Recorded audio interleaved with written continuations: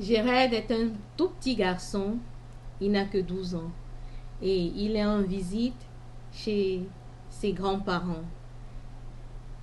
À un moment donné, il réalise qu'il a beaucoup de temps libre. Évidemment, ce sont les vacances. Et il se met dans la petite tête. Qu'est-ce que je peux ressasser comme souvenir de mon enfance et mettre sur un bout de papier? Je suis le troisième né de ma fratrie, mais je ne suis pas l'homme du milieu. Alors, si je vais fouiner et si je vais glaner, qu'est-ce que je peux estimer être bien que je peux partager avec les autres enfants de mon âge pendant les vacances? C'est vrai, je visite la bibliothèque du coin, mais en même temps, j'aimerais partager quelque chose. Alors, il l'a écrit, l'enfance. Allons découvrir l'enfance. L'enfance de Jared. Oui, j'ai crié à ma sortie des entrailles de ma mère. Oui, je l'ai fait pour donner le signal de la présence d'une vie. Tous étaient fiers de m'accueillir en leur sein. Tous se disputaient pour porter le bébé aux senteurs exubérantes. Ma fratrie se précipitait de savoir à qui je ressemble.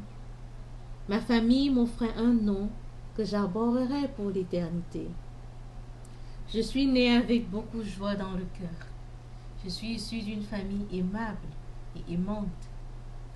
Des câlins, j'en reçois de tous bords dans notre maison. Les encouragements me tombent dessus quand je faiblis. Mon père adule ma mère par des hymnes et louanges d'amour. Ma maman respecte mon papa dans ses opinions et soutient sa vision. Combien je désire devenir grand. Combien de temps faudrait-il encore? Ma famille est unie dans la confiance et affronte l'obstacle externe. Ma famille garde le moral haut et le sourire au top dans la prière. J'ai parfois des peurs qui me hantent l'esprit. J'ai une maman qui les détecte sans que je n'ouvre la bouche. Par moments, j'ai des incompréhensions au sujet des adultes. Partout où je vais avec papa, je reçois le conseil réconfortant. Mon frère aîné m'appelle brave. Ma sœur aînée me protège comme une mère poule. Quand j'ai des amis, je leur fais connaître les miens. Quand ils voient l'amour, certains rejoignent ma fratrie. Un monde où il fait bon vivre est celui de l'enfant. Un univers sans soucis. Oh, que j'aimerais y demeurer. Au regard social, cette période ne dure que 18 années. Au fond de moi, c'est un choix de vie plein de richesses. Grand-père à 80 ans, il saute à la corde avec moi. Grand-mère à 77 ans, elle est svelte avec une allure d'altesse. Et si chaque homme adoptait une hygiène de vie, et si chaque femme s'entretenait en harmonie avec les saisons, le monde serait un sanctuaire de joie, un véritable jardin.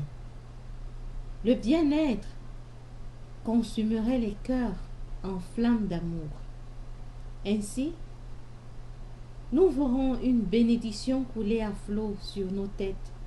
Ainsi, nos coupes déborderont de bonheur intarissable. Qu'en pensez-vous? Quels sont les meilleurs moments de la vie? Est-ce la vie de l'enfance? Est-ce la vie d'adulte? Est-ce la vie des seniors? Partagez vos expériences avec nous. Moi, je pense, tout comme Jared, que l'enfance est la meilleure période parce qu'elle est remplie d'insouciance. Juste, faite de beaucoup de curiosité, de beaucoup de jeux, de temps pour dormir, de temps d'apprentissage et ceci dans un plein épanouissement. On ne connaît pas de facture. D'après vous, quels sont les meilleurs moments de la vie? Merci de partager dans les commentaires. J'espère que vous allez bien. Très bien. Merci de rester à notre écoute dans The Bank to Poetic Substance. Je suis Adèle, votre fidèle enfant. À très bientôt.